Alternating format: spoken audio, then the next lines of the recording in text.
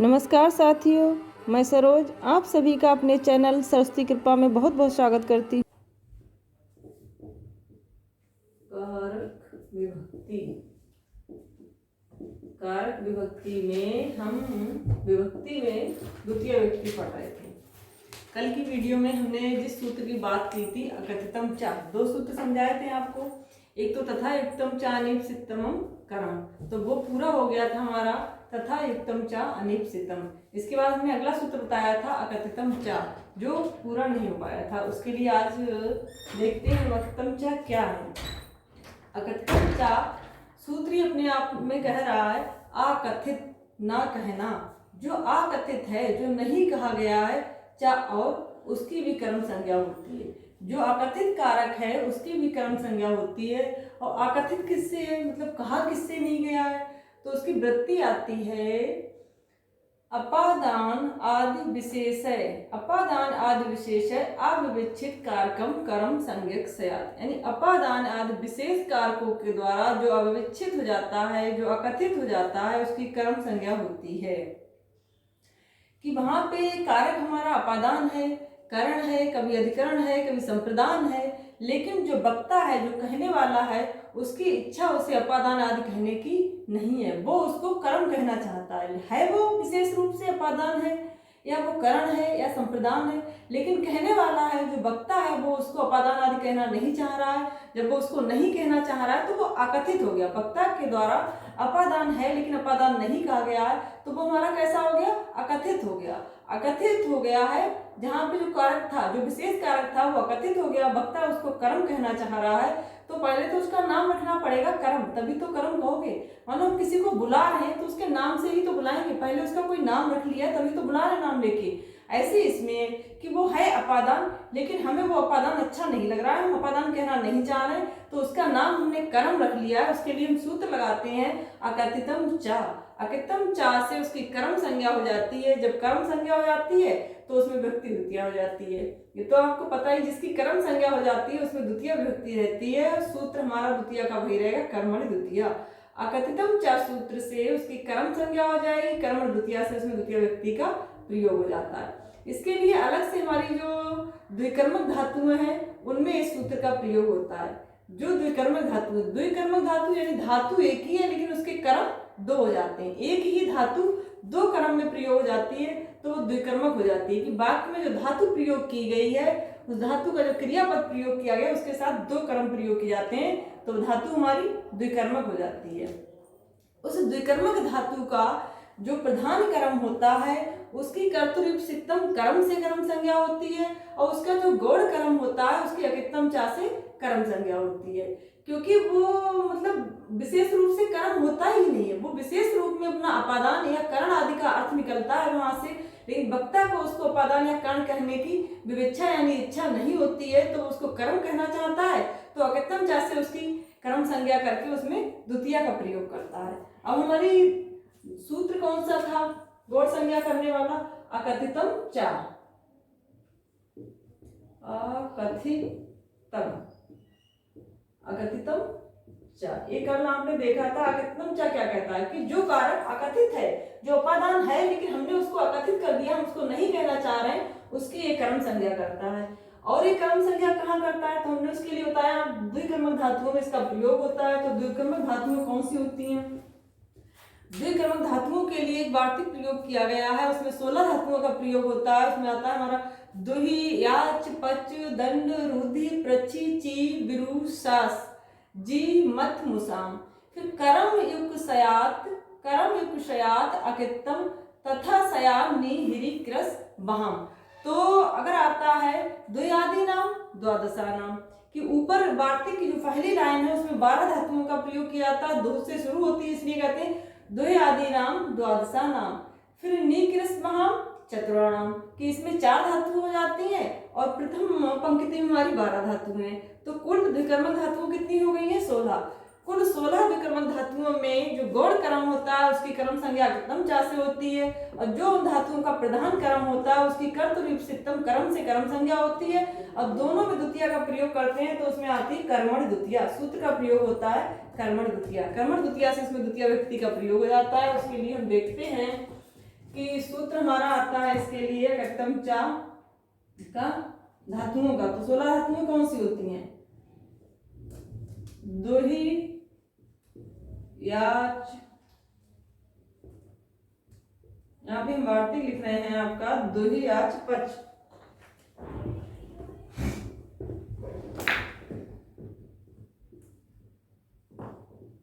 दोही, याच, पच,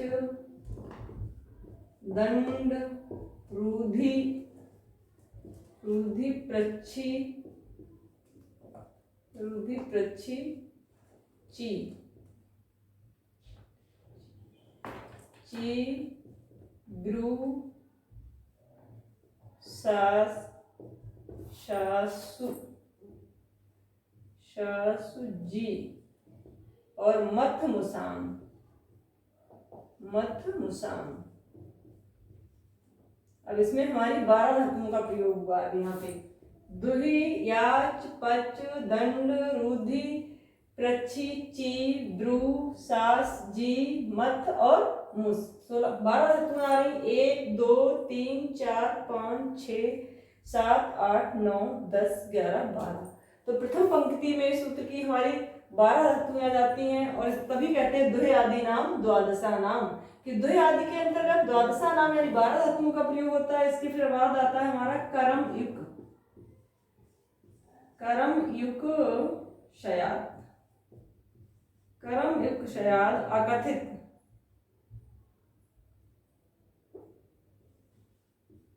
कर्म युक शयात अकथित,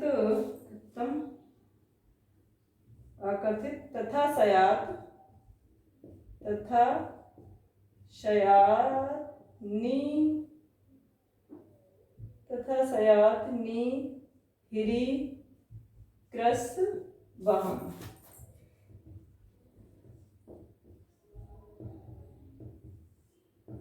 ये हमारा वाक्य पूरा हो जाता है कि कर्म युक्त शयात अकथितम तथा शयानी, हिरी, क्रस, वहम। तो यहाँ पे 4 धातुएं आती हैं, नी, हिरी, क्रस और बहे, ये 4 धातुएं हैं। तभी आता है निहिरी चतुराणाम, निहि क्रस वहम चतुराणाम, अद्वय आदि नाम द्वादशा नाम, कि द्वय आदि के अंतर्गत 12 धातुएं आती हैं, निहिरी के अंतर्गत 4 धातुएं आती हैं। तो ऊपर की पंक्ति में 12 धातुएं और नीचे की 4, कुल हमारी 16 धातुएं जाती हैं। कुल द्विकर्मक धातुएं कितनी है? 16 है। अब इन 16 धातुओं के कर्म से जिसका संबंध होता है उसे अकथित कर्म कहते हैं। सीधे कर्म युक्त शयात यानी कर्म से युक्त होता है। इन 16 धातुओं के कर्म से जो युक्त होता है यानी जिसका संबंध होता है उसे हम क्या कहते हैं? अकथितम। ये लिखा है शयात अकथितम, यानी वो अकथित होता है। इन 16 धातुओं से जिसका संबंध होता है, इन 16 धातुओं के कर्म से, इन 16 धातुओं के कर्म से जिनका संबंध होता है वो अकथित होता है। उस अकथित कारक की अकथम चा सूत्र से कर्म संज्ञा होकर के उसमें द्वितीय का प्रयोग होता है। इसके लिए हम इसका उदाहरण देखते हैं। सबसे पहले हमारा उदाहरण आएगा दूध धातु का। जब दूध धातु का प्रयोग किया है तो दूध धातु का उदाहरण आएगा गाम, दोग्धी, पया। तो यहाँ पे जो दोग्धी क्रियापद हमने प्रयोग किया है इसमें धातु कौन सी है? दूध धातु है।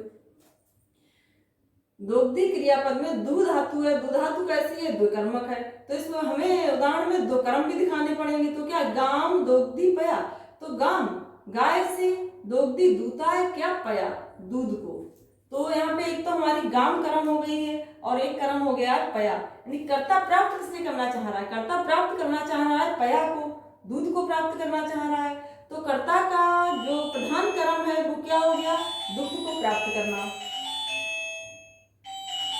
दूध को प्राप्त करना उसका प्रधान कर्म हो गया है। अब बात आती है हमारी अकथित कर्म की यानी गौण कर्म की। तो यहाँ पे क्या आ रहा है? गाय से दूध को दूता है। अभी आपको पता है कि जब किसी से कोई चीज अलग हो रही होती है तो उसमें हमारा अपादान प्रयोग होता है। जब गाय से दूध को दूके अलग कर रहा है तो जब दूध अलग हो रहा है तो उसमें अवधिभूत या अपनी जगह पे स्थिर कौन है? गाय। जब गाय अपनी जगह पे स्थिर है तो उसकी अपादान संज्ञा होकर के उसमें पंचमी का प्रयोग होता है। लेकिन यहाँ पे वक्ता को उसको अपादान कहना विवक्षित नहीं है। वक्ता उसको अपादान कहना नहीं चाहता है। विशेष कारक वहां पे अपादान है लेकिन वक्ता उसको अपादान कहना नहीं चाहता है। वो उसे कर्म कहना चाहता है, इसीलिए उसने अकत्तम चा सूत्र से उसकी कर्म संज्ञा की है, कर्म संज्ञा करके उसमें द्वितीय का प्रयोग किया है। इसके लिए हमारा उदाहरण आता है गाम दोग्धी पया। गाम दोग्धी पया। तो पहले तो ये देखना है उदाहरण में दो कर्म है कि नहीं है। तो दोग्धी हमारा क्रियापद है, इसमें दू धातु का प्रयोग हुआ है, दू धातु विकर्मक है, तो हमारे वाक्य में दो कर्मों का प्रयोग हुआ। एक तो कर्म हो गया हमारा पया और एक गाम, ये दो कर्म हो गए दू धातु के साथ। तो कर्ता जिसे प्राप्त करना चाहता है अपनी क्रिया के द्वारा, उसका वो मुख्य कर्म होता है, यानी वो प्रधान कर्म होता है। तो दुहने की क्रिया के द्वारा कर्ता अपने दूध को प्राप्त करना चाह रहा है, तो दुग्ध को प्राप्त करना उसका प्रधान कर्म हो गया। तो ये कर्म हो गया हमारा पया कैसा प्रधान कर्म। और जो कर्म नहीं था उसको कर्म बना लिया तो वो गौड़ हो गया। अब यहाँ पे अपादान था, लेकिन हमने इसको कर्म बना लिया है कि जिसकी कुर्सी थी उसे हटा के दूसरे को बैठाया है, तो वो गौड़ ही रहेगा, वहां पे प्रधान नहीं हो सकता है। कि जो प्रधान था वहां तो अपादान प्रधान था, लेकिन अपादान को हटा के हमने उसको कर्म बनाया है, तो ये कैसा कर्म हो गया हमारा गौड़ कर्म हो गया। ये गौड़ कर्म हो गया। तो गौड़ कर्म की कर्म संज्ञा होती है कितम चा से, और मुख्य कर्म की यानी प्रधान कर्म की कर्म संज्ञा होती है कर्तृप्सितम कर्म से। अब जब दोनों की कर्म संज्ञा हो गई है, दोनों को कर्म बना लिया है, तो कर्मण द्वितीय सूत्र का प्रयोग करके हम द्वितीय व्यक्ति का प्रयोग करते हैं कि कर्म में द्वितीय होती है। कर्मण द्वितीय सूत्र कहता है कि कर्म में द्वितीय होती है। अब कर्म चाहे हमारा गौड़ हो चाहे प्रधान हो, लेकिन उसमें द्वितीय व्यक्ति का प्रयोग होगा। तो गाम भी द्वितीय का प्रयोग है और पया भी द्वितीय का प्रयोग है। इसके लिए हमने सूत्र लगाया था कर्मणि द्वितीय, कि कर्म में द्वितीय होती है, कर्म में द्वितीय व्यक्ति का प्रयोग होता है। तो कर्मण द्वितीय से विकर्मक धातु में भी व्यक्ति द्वितीय लगी है, और तो पया में भी द्वितीय का प्रयोग हुआ और गाम में भी द्वितीय का। अब इसमें ये देखना था कि प्रधान कर्म और गौड़ कर्म क्या है। तो ये आप समझ चुके हैं कि कर्ता अपनी क्रिया के द्वारा जिसे प्राप्त करना चाहता है, जो कर्ता का बहुत अधिक ईप्सित होता है, उसकी कर्म संज्ञा होती है कर्तृप्सितम कर्म से, तो वो उसका प्रधान कर्म हो जाता है। और जिसे मतलब जो था अपादान और उसको बना दिया हमने कर्म, या जो कर्ण था उसे बना दिया हमने कर्म, तो वो गौड़ हो जाता है, उसकी अकत्तम चा से गौड़ कर्म संज्ञा हो जाती है। अकथितम कह रहा है अकथित न कहना, अपादान था उसको अपादान न कहना, उसकी कर्म संज्ञा होकर उसमें द्वितीय का प्रयोग होता है। तो पहली धातु का उदाहरण हो गया हमारा दुही। दूसरी स्वरा धातु में दूसरी क्या आती है याच, दुही याच। तो याच का उदाहरण देखते हैं, बलिम याचते वसुधाम, बलिम याचते वसुधाम।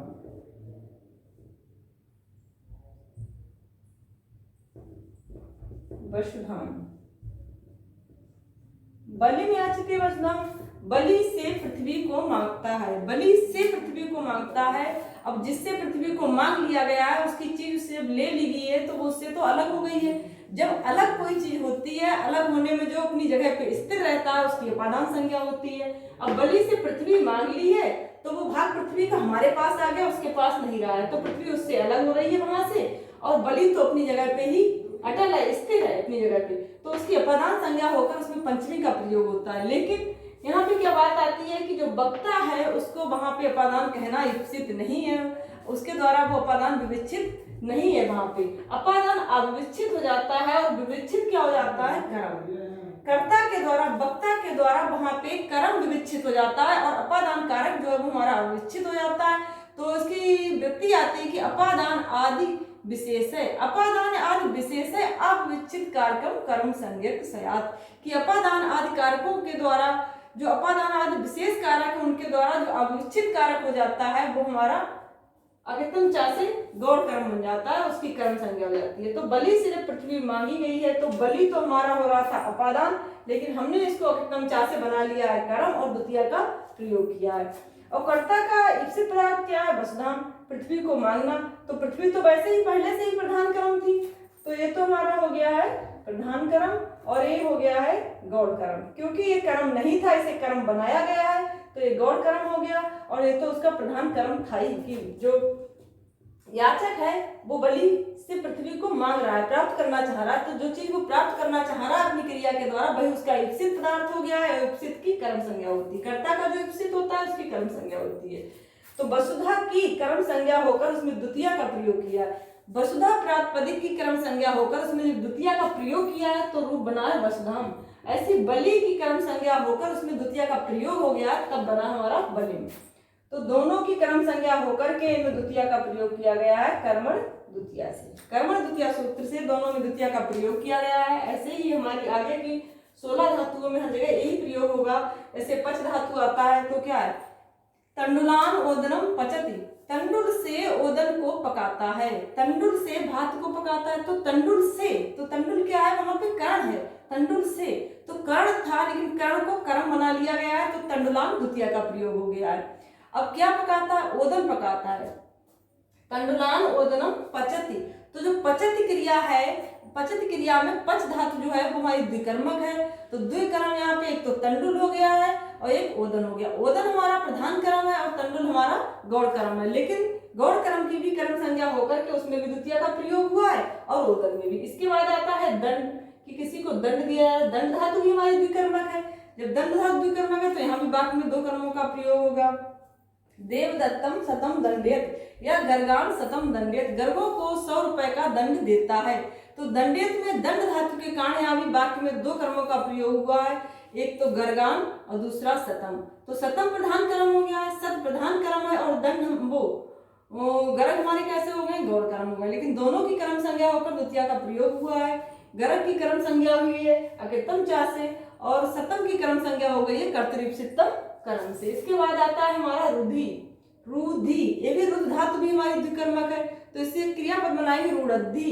तो बिरजम अवरुड़द्धि गाम, बिरजम अवरुड़द्धि गाम यानी ब्रज में गाय को रोकता है, रुड़द्धि रोकता है ब्रज में। तो ब्रज में अर्थ क्या आ रहा है हमारा, अर्थ आ रहा है यहाँ पर अधिकरण का, में और पर अधिकरण में प्रयोग होते हैं। तो यहाँ पे अधिकरण का प्रयोग हो रहा है कि ब्रज में गाय को रोकता है।